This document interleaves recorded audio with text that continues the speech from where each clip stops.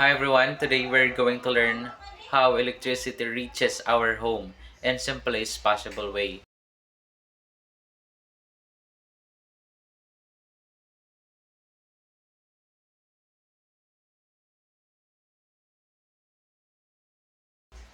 When you flip a switch or plug in a device and electricity appears, but where does it really came from? Let's find out.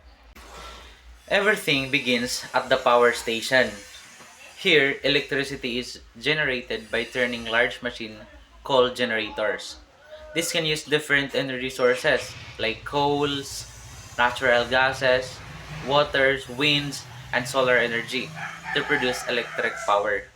Once electricity is made, it's not ready to travel long distance yet. So it first goes to transmission. So we have the second is the transmission lines. From the power station, electricity travels through high voltage transmission lines. These are the tall wires you see on towers across the countryside because the voltage is very high. Electricity can travel long distance wire with the less energy lost along the way. And now the substations and distribution. When electricity reaches a city or town, it goes into substation.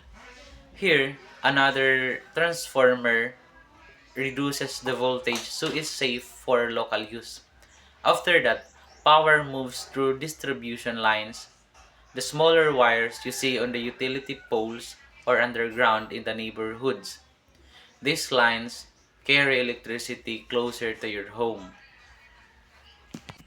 And here is the service to your home. Next, electricity travels through a service lines and enters your house through a meter that measures how much electricity you use. From the meter, it goes into your home's breaker panel for safety. Circuit breakers help prevent overloads. After that, wire inside your walls finally carry the electricity to your lights, outlets, and appliances.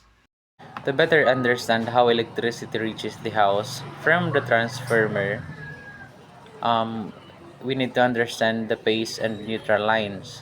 From the transformer, two main wires go toward the house. First is the phase line. It carries electrical energy. This is also known as the live wires. And the second is the neutral line. It completes the circuit. These lines allow electricity to flow safely into the home. And we have the earthing grounding, or the grounding. An earthing line is connected to the ground.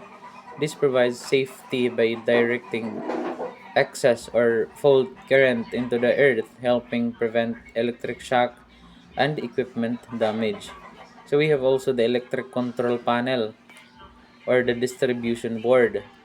Electricity then enters the electric control panel where circuit breakers or fuses distribute power to different parts of the house and protect the system from overload and short circuits. And finally, we have the electricity inside the house. Electricity flows through the phase, neutral, and earthing lines to outlets, lights, and appliances, allowing them to operate safely. So remember, electricity is generated far away, travels long distance through high voltage lines, gets stepped down in voltage at substation, and finally enters your home safely through distribution lines and your meter. Now, you know the journey that lets you flip a switch and watch the lights comes on.